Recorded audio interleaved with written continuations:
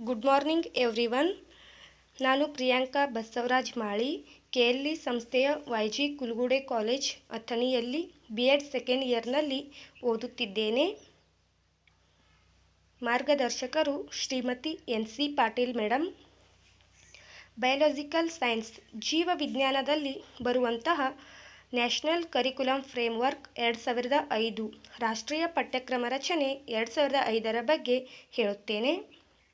National curriculum framework 2005 ರಾಷ್ಟ್ರೀಯ ಪಠ್ಯಕ್ರಮ ರಚನೆ 2005 ರಾಷ್ಟ್ರೀಯ ಪಠ್ಯಕ್ರಮದ ರಚನೆಯಲ್ಲಿ ಮಗು, ಸಮಾಜ ಹಾಗೂ ರಾಷ್ಟ್ರದ ಅಭಿವೃದ್ಧಿಗೆ ಪೂರಕವಾಗುವ ಅಂಶಗಳನ್ನು ಅಳವಡಿಸಲಾಯಿತು.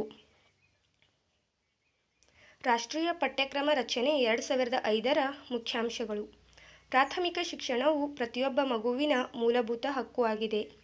ಪಠ್ಯ ವಿಷಯಗಳು ಮಗುವಿನ ಕಲಿಕೆಗೆ ಹೊರೆಯಾಗದಂತೆ ಇರಬೇಕು. ಮಗು ಪಡೆಯುವ ಅನುಭವಗಳು ಜ್ಞಾನ ಹಾಗೂ ಕೌಶಲ್ಯಗಳನ್ನು ಬೆಳೆಸುವಂತಿರಬೇಕು. ಶಾಲಾ ಶಿಕ್ಷಣದಲ್ಲಿ ತ್ರಿಭಾಷಾ ಸೂತ್ರಗಳನ್ನು ಅನುಸರಿಸಬೇಕು. ಮಾತೃಭಾಷೆಯಲ್ಲಿಯೇ ಶಿಕ್ಷಣವನ್ನು ಕೊಡಲು ಹೆಚ್ಚಿನ ಆದ್ಯತೆಯನ್ನು ನೀಡಬೇಕು. ಗಣಿತ ವಿಷಯವನ್ನು ಕಲಿಯುವುದು ಪ್ರತಿಯೊಬ್ಬ ಮಗುವಿನ ಹಕ್ಕಾಗಿದೆ. ಮಗು ಕಲಿಯಲು ಪ್ರಚೋದಿಸುವಂತಹ ಅಂಶಗಳು ವಿಷಯಗಳಲ್ಲಿ ಅಡಕವಾಗಿ ಇರಬೇಕು. ಮಗುವಿನ ಸಾಮರ್ಥ್ಯಕ್ಕನುಗುಣವಾಗಿ ವಿಷಯಗಳ ವ್ಯಾಪ್ತಿಯನ್ನು ನಿಗದಿಪಡಿಸಿರಬೇಕು.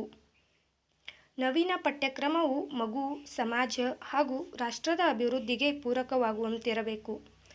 ಕಲಿಸುವಂತಹ ಗಣಿತ ವಿಷಯವು ಸಾಮಾಜಿಕ ಜೀವನದಲ್ಲಿ ಉಪಯೋಗಕ್ಕೆ ಬರುವಂತೆ ಇರಬೇಕು.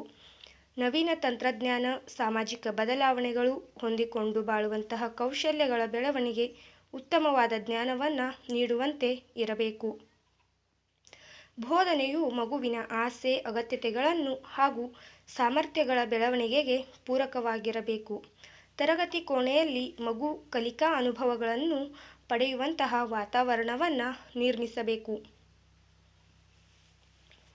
ಭಾರತೀಯ ಸಂಸ್ಕೃತಿ ಭಾಷಾ ಕಲಿಕೆಯೊಂದಿಗೆ ಪಾಶ್ಚಿಮಾತ್ಯ ಭಾಷೆಯಿಂದ ಇಂಗ್ಲಿಷ್ ಕಲಿಕೆಗೂ ಆದ್ಯತೆಯನ್ನು ನೀಡಬೇಕು.